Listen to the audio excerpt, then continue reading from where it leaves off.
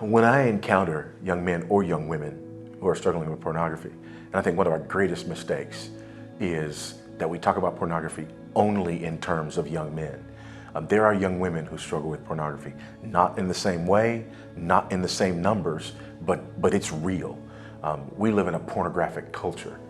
And that's one of the things that makes it very difficult to deal with pornography. We've been so inundated with pornography that we're desensitized to pornography. And that line at which we will say that's pornographic has been drawn so far out into the realm of the inappropriate that we have people who dress pornographically and they're not bothered by it and we're not bothered by it anymore. So one thing that I say to people in this area is that we need to recognize that we are living in a pornographic culture. And the reason I say that is because part of dealing with the roots of pornography are acknowledging the fact that we have been desensitized to it, and acknowledging the fact that my problem with pornography, let's say that there's a pornography scale of 1 to 10, and 10 is, full on, I'm engaging in, the worst examples and extremes of pornography. Well, I think culturally, we probably live every day around a 3 or 4. Just in commercials and just in, just in the things that we become desensitized to. And so if I'm living at a 3 or 4 and a 5 or a 6 really doesn't bother me anymore, then when I get to a 9, my goal in dealing with somebody who's at a 9 is not to say, come back to a 5 or 6. My goal with them is to say, I want you to recognize not just that this is an issue, but that even those things that are down here in the areas that we're not even bothered by are issues. Not so that the person becomes, just afraid of looking around, but so that the person becomes aware of their need for Christ to cleanse their minds, not just of the website where I'm watching pornographic sex, but also of my lack of sensitivity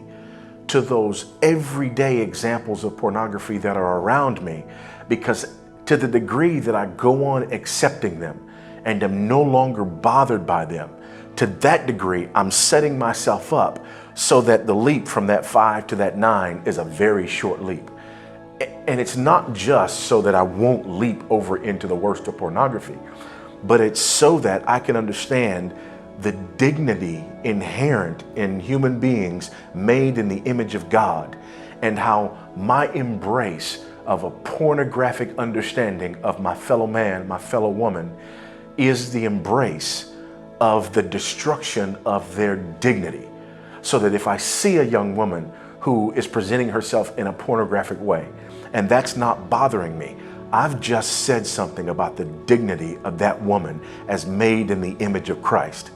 And until that becomes an issue for me, not in the sense of walking around, sort of with my eyes, blocked off, but in the sense of appropriating God's grace and asking Him to appropriate that grace in me, even at that level. Until I'm there, I'm not really dealing with this issue of pornography. And ultimately, when I come down to it, not only is it that issue of the inherent dignity and value of human beings made in the image of God, the not defrauding my brother and my sister, but also this idolatry of believing that it's okay to use another human being in order to gratify myself in any way, sexual or otherwise. So what I want to do, I know that's a long way around, but what I want to do when dealing with this issue of pornography is I want to uproot and uncover all of that, so that we can not just have this sort of legalistic response to, I'm not going to do that, and I'm going to put things in place so that I don't do that anymore, but so that we have a response that goes all the way back to the cleansing of our minds, to be able to appreciate one another as being made in the image of God, and not just accepting this ordinary pornographic predisposition that has become so normal.